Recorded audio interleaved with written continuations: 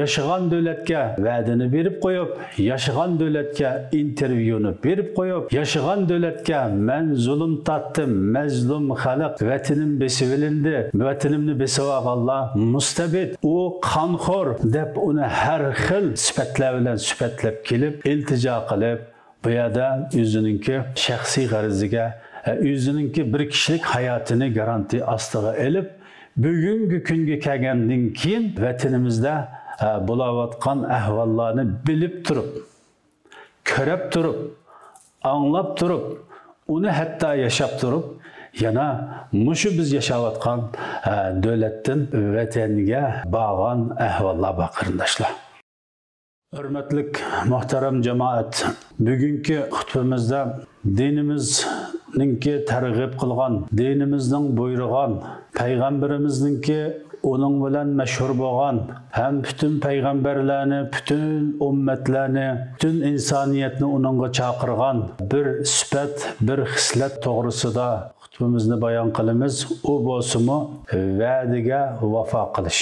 Hurmatli qarindoshlar, biz bu yerda va'daga vafo qilish deganimizdan Alloh bilan banda orasida bo'lgan va'da, inson bilan inson orasidagi bo'lgan va'da, onundan keyin inson bilan hukumat orasidagi va'da, inson bilan normal bir kundalik tasarrufotlarda ishlatadigan va'dalarning hammasi buning ichiga kirdi qarindoshlar. Biz albatta normal aqlimiz bilan o'ylasak, Alloh tabarak va taoloninki oldida bergan va'dimizningki naqadar cho'ng bir va'da ekanligini biz o'ylabli bila olmaymiz. Shuning uchun Alloh tabarak va taolo Qur'oni Karimda deydiki: "Va awfu bi'ahdi ufi bi'ahdikum." Yani bu uzun bir oyatning bir qismi. Endi bu yerda mu'minlarga, insoniyatga xitob qilib, sizlar va'danglarga vafo qilinglar, men va'damga menmu vafo qilaman deydi. Endi bu oyatga ulamolarningki bergan tafsiri nima deganda, biz xulosalab aytsak, bu yerda "Awfu bi ahdi" degan jumladagi Allah tabarak va taoloning maqsad qilgani islom dinidir. Ya'ni islom diniga siz yaxshi amal qiling, uningdan keyin menmo va'damga amal qilay deydi. Oxirdagi jumladagi "Ufi bi ahdikum" degan jumlaningki ma'nosi, ya'ni mening roziliqimga darhol erishsiz degan ma'noni aytgan qarindoshlar. Unda bo'lgankan bu yerda mesele naiti aniq. Yani Allah tabarak ve taala özünün bendisini bekadım beka azaplamaydı. Bekadım beka cezalamaydı. Şu va'daga vafo qilmagan vaqtida buyurgan buyruqlarni bija keltirmagan vaqtida uningdan keyin jazolaydigan gap.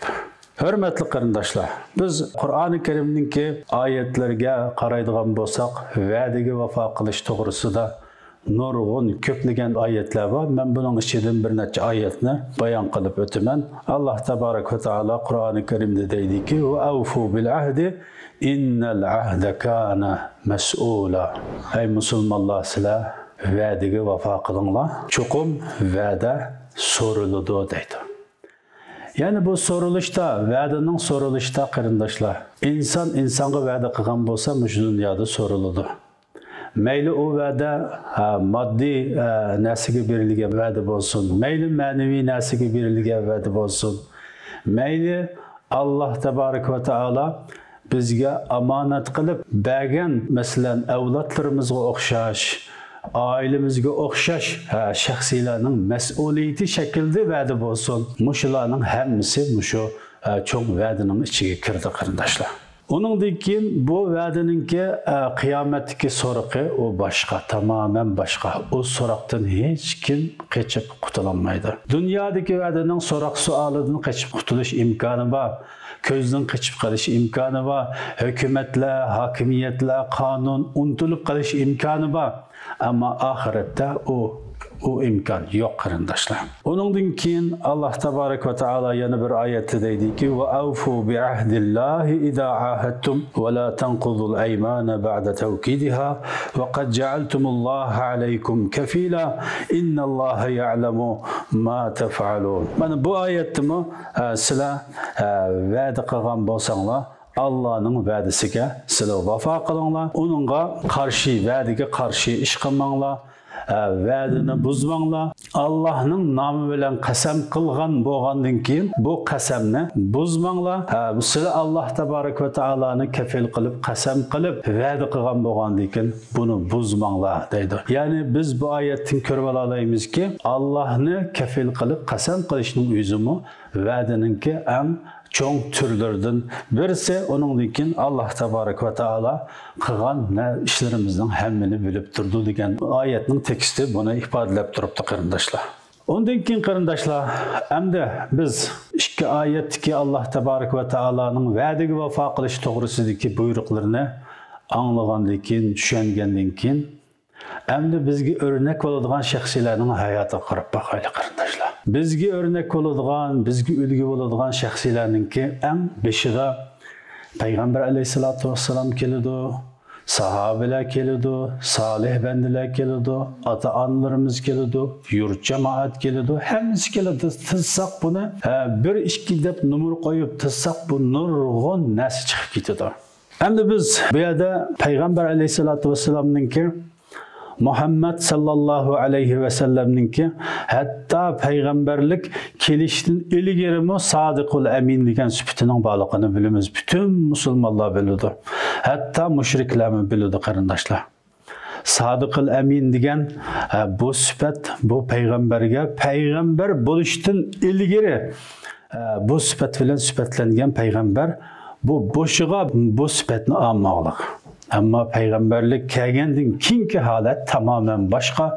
Şunun için Peygamber aleyhissalatu vesselam bütün insaniyetni şu zamandaki taraqqiyotning bo'lmasligi, qaloqlik va hokazo nurg'un ijtimoiy qiyinchiliklar bo'lsa-mu, shu qiyinchiliklarni yengib insaniyetga bir chiroq tutaladi qarindoshlar. Uningdan keyin yana payg'ambarlardan biz İbrahim alayhisolatu vassalamninki to'g'risida Qur'oni Karimda kelgan ma'lumotlarga qaraydigan bo'lsak, İbrahim alayhisolatu vassalam to'g'risida bir sifati var ve İbrahim'e ellezî veffa.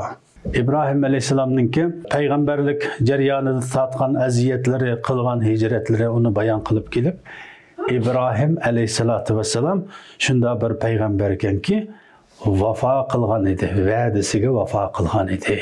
Deb bu sifatni İbrahim aleyhissalatu vesselamdan bu bayan qilib o'tadi. Undan keyin o'g'li İsmail aleyhissalatu vesselamga kelgan vaqtida texmi ochiq qilib deydiki: "Vazkur fil kitabi İsmaila innahu kana sadiqal va'di ve kana rasulan nabiyya." Yani bu yerda yana bizning payg'ambarimiz Muhammad aleyhissalatu vesselamga xitob qilib, sen şu İsmail aleyhissalatu vesselamni eslagin, onundan o'rgangan. İsmail aleyhissalatu vesselam va'dasida sodiq kishi edi, ham rasul, ham payg'ambar edi deydi qarindoshlar. To'g'ri qarindoshlar, biz bu oyatdan rasul payg'ambar bo'lishini Alloh tabarak va taolo bizdan talab qilmadi. Ham uningga mukallaf qilmadi. Bu yerdagi biz o'rganadigan nuqta nima deganda, sadoqatman bo'lish, va'daga vafo qiladigan bo'lish. Mayli o va'da Alloh bilan bizning oramizdagi va'da bo'lsin. Mayli o va'da inson bilan inson orasidagi, do'stimiz bilan do'stimiz orasidagi va'da bo'lsin. Buningga vafo qilishdan iborat bu sifatni o'zimizga o'zlashtirish uchun bu yerda bu oyatlarda bu bayon qilinmoqda qarindoshlar. Uningdan keyin biz Payg'ambar alayhisolatu vassalamninki hadis shariflaridan birsiga murojaat qiladigan bo'lsak, o hadis shariflaridan birsida qarindoshlar innama bu'istu li utammima makarimal axloq degan bu hadisni biz ko'rib olamiz. Bu hadisda Payg'ambar alayhisolatu vassalamninki payg'ambar bo'lib kelishining sabablarininki eng asoslisi makarima axloq bo'lgan fazilatlik ishlarni insoniyat orasida qanot yoydirish. O faziletlik bo'lgan ishlarni insoniyat orasida namoyon qilish, uni cho'ng bildirish, uningga amal qilish buningdan iboratdir.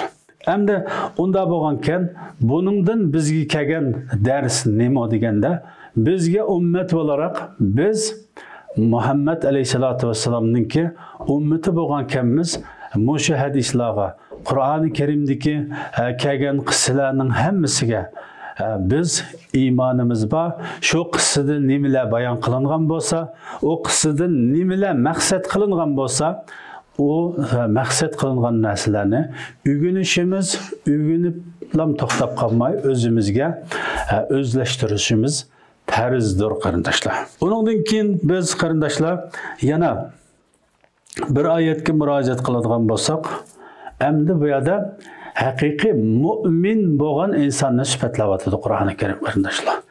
Qad aflahal mu'minun deb kelib, oyatninki oxirida boshqa bir oyatda, lekin mushu jumlaninki boshda boshlangan jumlaninki muqaddar bo'lgan jumlaning javobida deydiki, vallazinahum li amanatihim va ahdihim ra'un. Ya'ni u mu'minlar shunda bir mu'minki deydi. Ular o'zining amonatiga, va'dasiga rioya qilgan insonlar mu'minlar deydi. Hurmatli qarindoshlar, biz endi bu ayet, bu hadislerini tanışıgandan keyin normal hayatımıza qaraydigan bo'lsak, hayatımızda en başta özümüzden başlap va'damizga vafo qilamagan, vafo qilishga yoki qodir bo'lamagan ahvollarimiz bor. Ammo qodir bo'lib turib, bexotliqdan qilamagan ahvollarimiz bor. Bu ahvollarni albatta Alloh tabarak va taolo kechirdi. Ammo bu yerda yana bir narsa borki, biz yaşagan davlatga va'dani berib qo'yib, yaşagan davlatga intervyuni berib qo'yib, yaşagan davlatga men zulm tatdim, mazlum xalq, vatanim besib olindi, vatanimni besib olganlar mustabid, u qonxo'r deb uni har xil sifatlar bilan sifatlab kelib, iltijo qilib, bu yerda o'zininki shaxsiy g'araziga, o'zininki bir kishilik hayotini garanti ostiga olib, bugungi kunga kelgandan keyin vatanimizda bo'layotgan ahvollarni bilib turib, ko'rib turib, anglab turib, uni hatto yashab turib, yana mushu biz yashayotgan davlatdan vatanga borgan ahvollar bor qarindoshlar. Men bu yerda borgan shaxsiylarni bir-birlab ismini tutib ayiblamoqchi emas. Ama bu yerda biz agahlandırıcı, bildirgichi bo'lgan bo'lish sifatimiz bilan biz bularni agahlandıramiz, eslatamiz. Eslatish vazifamiz bor qarindoshlar. Endi o adamlarninki vatanga boraligining o'zila nurg'un ma'nolarni bildirdi. Biz Uyg'ur xalqi Xitoy hokimiyatini, Xitoy xalqini meyli psixik cihetten, meyli muamele cihetten, her qanday cihetten, dünyadaki her qanday bir milletin en yaxşı tanıydigan bir millet.